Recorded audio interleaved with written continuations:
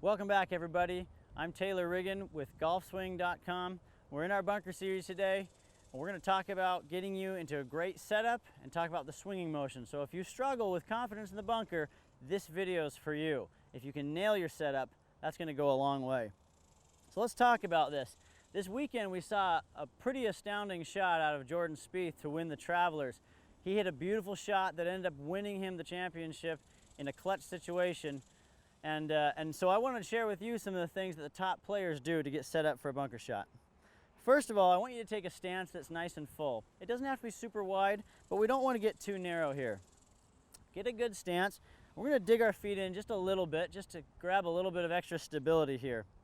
As we do this, I'm going to take our ball position. We're going to play it a little forward of center. As we do that, we're going to take our weight and we're going to shift into that front side and keep our weight, about 60% of our weight here on that forward leg. As we set up to the ball here, we want to keep our hands in line with the club head rather than forward. Again, that's to use the bounce of the golf club so that we can blast off through the top of the sand and not dig in too deep. So we're going to get a nice base, okay? Ball position a little forward, get our weight shifted forward here, and as we take our grip, we're going to set up with the face either square or slightly open so that we can expose that bounce angle, and our hands right in line so the shaft is vertical, okay? Next thing I want to talk about is from this side here, we want to get a little bit lower. You're going to notice a lot of the top players, bunker players out there on tour, guys like Phil Mickelson, Sergio Garcia, Jason Day. If you watch Tiger Woods throughout his career, they're going to get a little bit lower.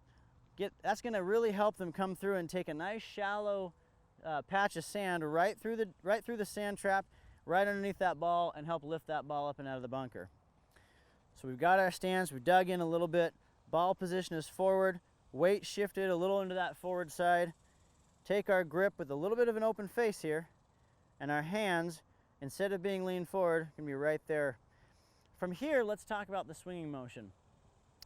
One of the worst things that we could do is take a long, low, or shallow takeaway. We want to get that club starting to hinge up quickly. And that's going to help us create a good angle where we can come down through and blast that ball up and out of there without coming in too shallow and taking way too much sand. That's really important. Okay?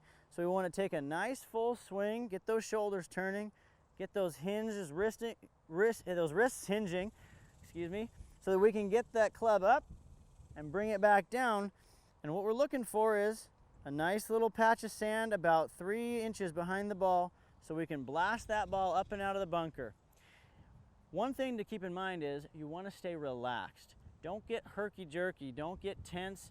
You want to make sure that you've got a nice, fluid, flowing swing that's going to allow you to accelerate the club through the sand and not chop down at it. It's really important that we don't chop down and dig into the sand.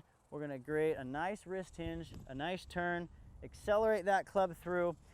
And the last piece of this is we're going to release that wrist hinge right there through the ball, blasting the sand with the bottom of our club there. The sole is going to thump right across that sand.